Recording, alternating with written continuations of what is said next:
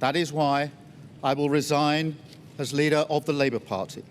Under pressure following disastrous local election results and with the terrifying prospect of Nigel Farage ending up in charge, Keir Starmer has resigned as the UK Prime Minister. The man now overwhelmingly expected to replace him is Andy Burnham, the former Mayor of Greater Manchester. We now come to Andy Burnham, member for Makerfield. But despite being more popular than Keith with both his own party and the general public, there's one very real threat associated with his successor. Andy Burnham might bankrupt Britain. As an accountant used to handling budgets of 100 million and more, let me explain what the King of the North himself may not understand, and why that might leave the country on the brink of financial ruin. To start with, you need to know what a government bond is, and it's simpler than the jargon suggests. A government almost always wants to spend more than it raises in tax. To cover the gap, it borrows by selling bonds. In Britain, these are called gilts, and at heart, it's an IOU. The government borrows money now and promises to pay it back at a set date in future, with interest added along the way. Pension funds, banks, insurers, even foreign governments, they all buy this debt, and in doing so, they fund the state. Now, the interest rate on that debt, or the yield, is not set by the government. It's set by the market through supply and demand. If investors trust that Britain will repay and keep inflation under control, they'll accept a lower rate of interest being paid on the money they've lent. But if they grow nervous about the size of the debt or government discipline, they demand a higher rate to compensate them for the extra risk they're taking.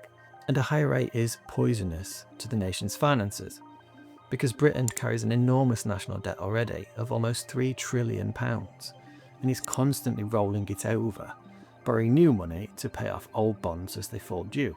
As a result, the interest rate is one of the single biggest items in the entire national budget. When yields rise, the cost of servicing the debt swells, devouring money that could have gone to the NHS, schools, anything at all. Even worse, it's a system that can feed on itself. Higher borrowing costs mean bigger deficits, which lead to more borrowing. This spooks investors further, which pushes rates higher still. And at the extreme end of that spiral sits a genuine financial crisis, the point where a government struggles to borrow at all. If this all sounds theatrical, I promise you it isn't. Britain actually watched this happen in real time just a few years ago. In 2022, then Prime Minister Liz Truss announced tens of billions of pounds of unfunded tax cuts. The bond market took one look and panicked. Gilt yields spiked so violently that it threatened to destroy the country's pension funds, and the Bank of England had to step in with an emergency intervention to stop the bleeding. Truss was gone in 49 days, having famously been outlasted by a lettuce. In effect, the bond market had removed the UK Prime Minister.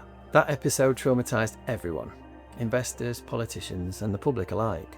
And it's the lens through which the markets heard Andy Burnham when he recently said, "We've got to get beyond this thing of being in hock to the bond market." Paired with calls to bring key industries back into public ownership, investors read it as code for looser fiscal discipline, more borrowing, more debt, and less concern for the market's confidence. In a country already carrying a colossal debt, with yields near generational highs, that was enough. The mere suggestion that a likely future Prime Minister might stop treating the market's confidence as sacred caused investors to demand a higher risk premium there and then.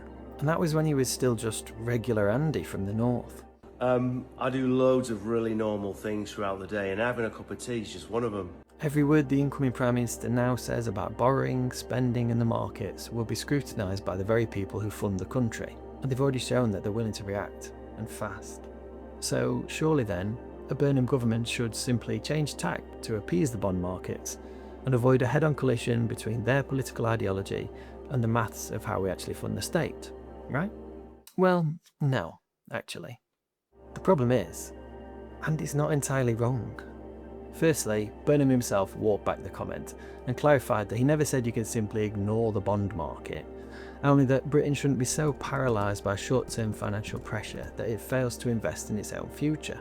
Secondly, and if you've lived in the UK over the last 15 years or so, you'll feel this, austerity and chronic underinvestment have weakened Britain's economy, leaving it stuck in a position of perpetual low growth. Well-targeted public investment in housing, in infrastructure, in utilities could actually raise Britain's long-term growth rate. And whilst the boring predictability of austerity does appeal to the bond market by signalling financial discipline, a faster growing economy is precisely what reassures them the most, because a growing country services its debts easily while a stagnant one slowly chokes on them.